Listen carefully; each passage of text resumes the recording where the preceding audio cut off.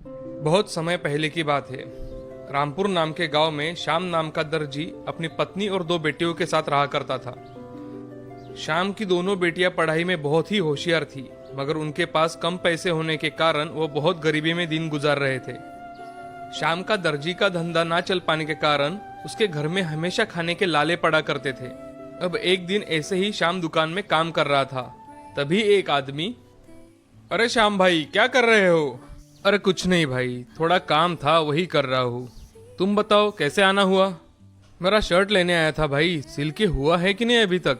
हाँ हाँ हो गया है यार, तू दोस्त है इसलिए मेरे पास कपड़े सिलने डालता है। अभी तो मेरे ग्राहक भी बहुत कम हो गए हैं, कुछ समझ नहीं आ रहा क्या करूँ। सब्र कर, वक्त के साथ सब ठीक हो जाएगा। ये धंधा हर रोज एक जैसा नहीं होता, आज अच्छा है तो कल बुरा। तुम सब्र रखो मेरे भाई। हाँ, अब सब्र के अलावा कुछ कर भी तो नहीं सकते। ये लो तुम्हारी शर्ट। ऐसा कहकर सुभाष वहां से चला जाता है। श्याम सोच में पड़ जाता है। थोड़ी देर में वो सोचते सोचते अपने घर चला जाता है। तभी सावित्री श्याम को सोच में डूबा देख, अजी सुनते हो, मैं एक बाबा को जानती हूँ, वो हमारी मदद जरूर करेंगे। मैंने तुम्हें कितनी बार बताया है सावित्री, ये सब बातें कुछ काम की नहीं होती। मैं कह रही हूँ इसीलिए एक बार साथ चलेंगे तो आपको पता चलेगा कि वो कितने सिद्ध बाबा है। हाँ अच्छा ठीक है। ऐसा कहकर सावित्री श्याम को मना लेती है और दोनों सिद्ध बाबा के पास चले जाते हैं। वहां जाते ही बाबा उनसे, आओ आओ श्याम, तुम मुझे मानते तो नहीं फिर भी अपनी बीवी के कहने पर यहाँ आए हो। बाबा ऐसी बात नहीं है, मेरा इन सब बातों पर विश्वास नहीं है। अच्छा ठीक है बच्चा, तुम्हें क्या समस्या है ये तो बताओ जरा।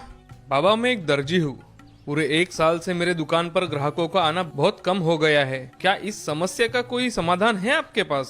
हाँ हाँ जरूर है, मगर आपको मेरे कहने पर विश्वास रखना पड़ेगा बेटा। मैं अब से आप पर ही विश्वास रखूंगा बाबा, लेकिन क्या आप मेरी मदद कर देंगे? क्यों नहीं, मैं तुम्हारी जरूर मदद करूंगा। ऐसा कहकर बाबा अपनी आंखें बंद कर लेते हैं। तभी उनके हाथों में एक कैंची आ जाती है। वह कैंची देख श्याम और सावित्री देखते ही रह जाते हैं। बाबा वो कैंची श्याम को देते हैं। ये लो बेटा, ये एक जादुई कैंची है। ये कैंची तुम्हारा भाग खोल देगी, ये तुम्हें बहुत सहायता करेगी। इसे तुम कुछ भी मांग सकते हो, मगर हमेशा ध्यान रखना ज्यादा लालच कभी ना करना। क्या सच में ये कैंची काम करेगी?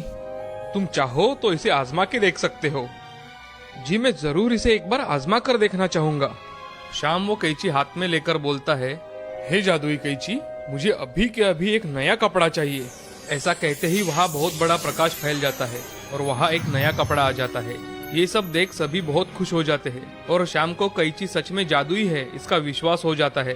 तभी श्याम बाबा से, बाबा आपका बहुत बहुत धन्यवाद, आपने मेरी बहुत सहायता की है। मैं इस कैंची का कभी भी गलत इस्तेमाल नहीं करूंगा। ऐसा कहकर श्याम और सावित्री बाबा के पैर पड़कर वहां से चले जाते हैं। उस दिन शाम का पूरा दिन बहुत अच्छी तरह से गुजरा। अब दूसरे दिन शाम वह कैंची दुकान में लेकर जाता है और उस कैंची से कपड़े काटने का काम करने लगता है। तभी वह कैंची सामने जो भी कपड़ा आए उसके इतने अच्छे डिजाइन बना देती है कि वो किसी को भी पसंद आ जाए। तभी शाम मन में सोचता है, क्यों ना मैं इस डिजाइन को बेचकर कुछ पैसे कमा लूं। लोगों को पसंद आ गए तो बहुत अच्छा है। शाम जादुई कैंची से बने सारे डिजाइन दुकान के सामने स्टैचू पर लगा देता है। कुछ समय बाद कुछ लोग वह कपड़े देखने के लिए आए और उसमें से आधे लोगों ने वो कपड़े खरीद लिए। ये देखकर श्याम बहुत हैरान हो गया। लोगों को मैंने बनाए हुए कपड़े पसंद नहीं आते, मगर इस अलग डिजाइन के कपड़े बहुत पसंद आ रहे हैं। श्याम दुकान बंद करके रात को घर चला जाता है और सब बातें सावित्री को बताता है। तो सावित्री बहुत खुश हो जाती है। आज अच्छी आमदनी होने की वजह से श्याम को पैसे मिले थे, इसलिए सावित्री अच्छा खाना बनाती है और सबको खिलाती है। अगले दिन से श्याम और जादुई कैंची मिलकर कपड़ों के नए नए डिजाइन बनाते हैं। ऐसे ही एक दिन एक औरत को एक ड्रेस बहुत पसंद आ जाती है और वह श्याम से, भाई साहब ये ड्रेस मुझे बहुत पसंद आया है, कितने का है ये? जी सिर्फ आपके लिए 1000 रुपए का है, आप चाहे तो खरीद सकती है। जी मुझे ये ड्रेस चाहिए। ऐसा कहकर वो औरत वो ड्रेस खरीद लेती है। अब ऐसे ही हर रोज श्याम का धंधा बहुत अच्छे से चलने लगा था। अब उसे कोई भी समस्या नहीं आती थी। अब वह गरीब लोगों की मदद भी कर दिया करता था। एक दिन ऐसे ही श्याम की बेटी उससे कहती है, पिताजी मुझे आपसे कुछ बात करनी है। हाँ बोलो बिटिया। पिताजी हम सोच रहे थे कि क्यों ना इस साल हम अनाथालय के बच्चों को कपड़े बांटे जो कि बहुत खूबसूरत हो। ठीक है बेटा, मैं जरूर बना के रखूंगा। इसके बारे में मुझे अनाथालय के प्रिंसिपल से मिलना पड़ेगा, वो मैं देख लूंगा, तुम चिंता मत करो। सच पिताजी, आप ये सच कह रहे हो? मेरी दोनों बेटियों ने इतना अच्छा निर्णय लिया है तो मैं कैसे मना कर सकता हूँ भला। सच में पिताजी आप स्कूल में कपड़े बांटेंगे? हाँ मेरी बच्चियों, तुम्हारे विचारों पर मुझे फक्र है। चलो अब थोड़ी पढ़ाई भी कर लो। ऐसा कहकर श्याम वहाँ से चला जाता है। राधा और सुमन भी पढ़ाई करने बैठ जाते हैं। कुछ दिनों बाद श्याम अनाथालय में जाकर अपनी ओर से सभी बच्चों को ड्रेस देता है। सारे बच्चे बहुत खुश हो जाते हैं। बच्चों को खुश देखकर श्याम भी बहुत खुश होता है। ये सब तर्क की जादुई कैंची की वजह से हुई थी। श्याम भी उस जादुई कैंची का कभी गलत इस्तेमाल नहीं करता था। इस तरह से कुछ दिनों में श्याम बहुत अमीर आदमी बन जाता है, लेकिन वो हमेशा गरीब लोगों की मदद करता रहा।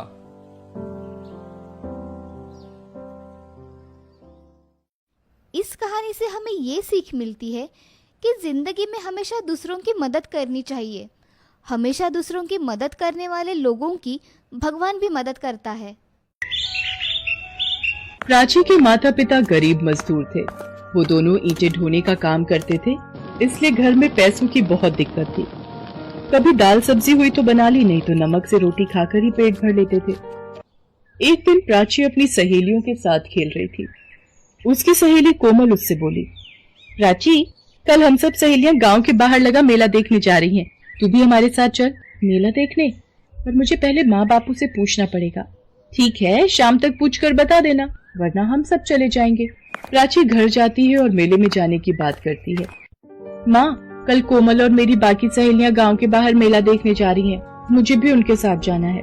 प्राची, तुझे तो पता है आजकल तेरे बापू और मुझे मजदूरी का काम नहीं मिल पा रहा है, और जो थोड़ा बहुत काम मिलता है उसमें बहुत कम पैसे मिल पाते हैं। मेले में जाने के लिए तुझे कम से कम 50 रुपए की तो जरूरत पड़ेगी ना। माँ, मैं वहाँ से कुछ भी नहीं खरीदूंगी, बस ऐसे ही घूम कर लौट आऊंगी। मालती, अगर प्राची जाना चाहती है तो उसे जाने दे। हमारी बच्ची वैसे भी हमारे साथ कहीं घूमने नहीं जाती है। प्राची, तू कल मेले में घूम आना।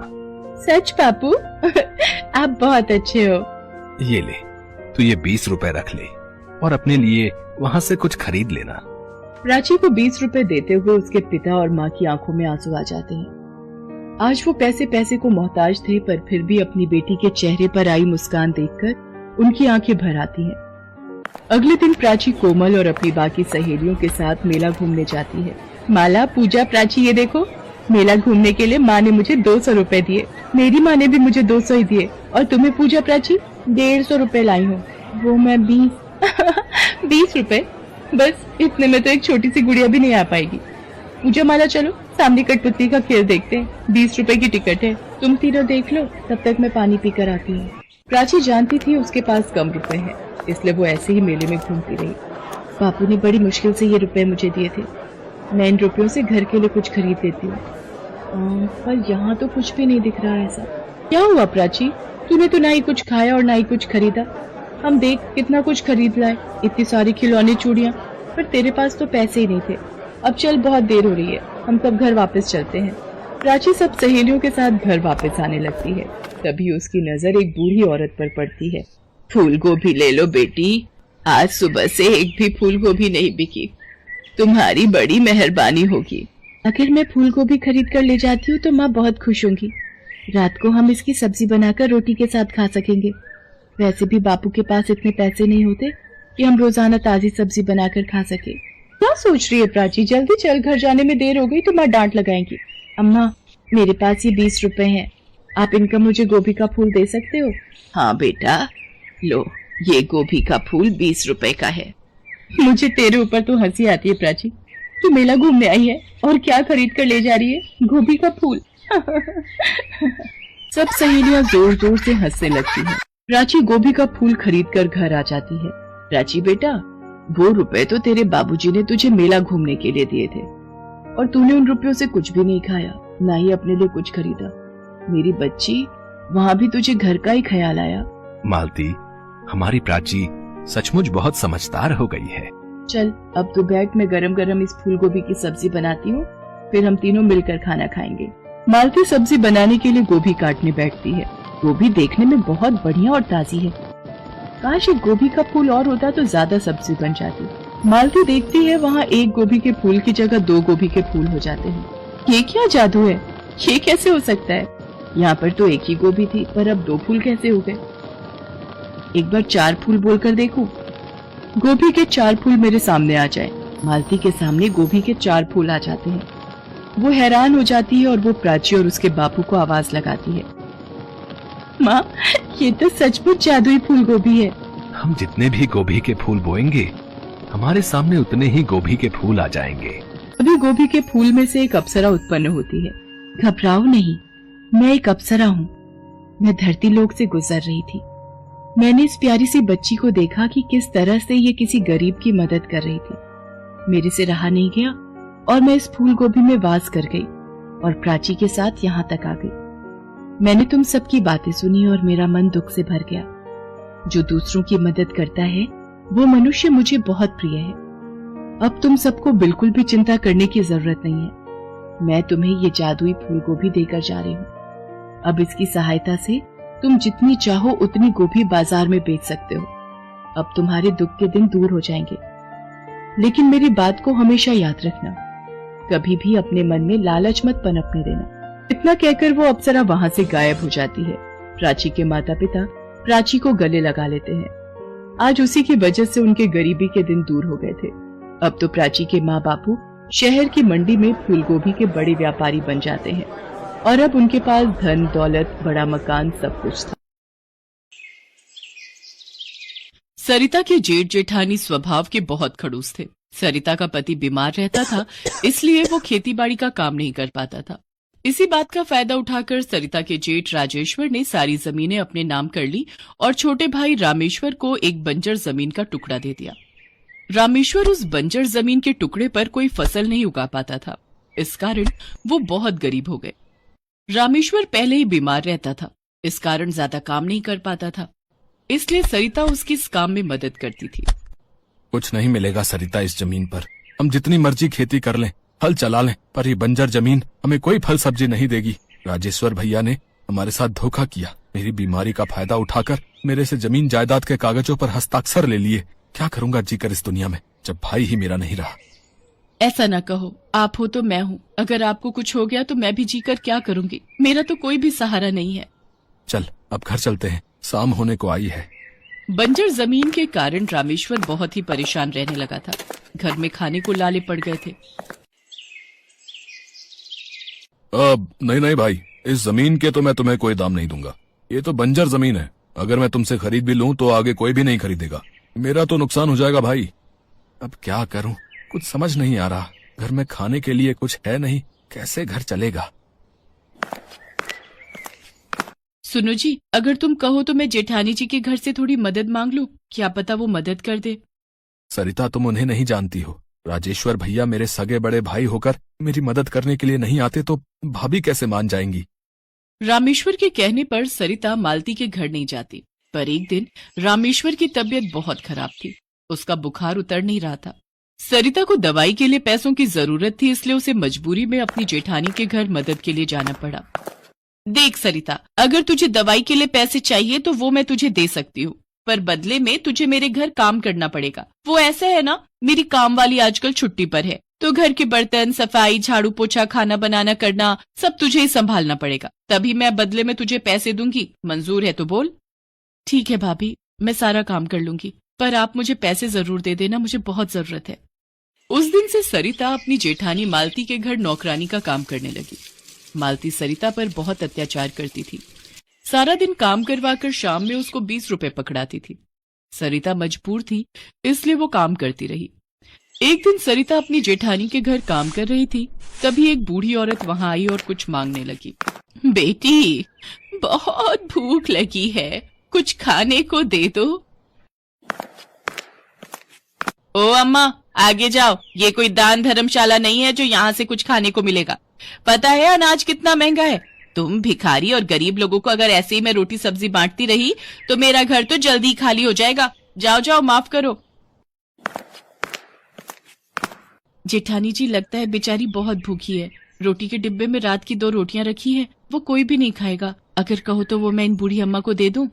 पता भी है 2 रोटियां कितनी महंगी है। एक शर्त पर देने दूंगी, अगर तू वो 2 रोटियां देना चाहती है तो आज के 20 रुपए तुझे नहीं मिलेंगे, वो तुझे कटवाने पड़ेंगे।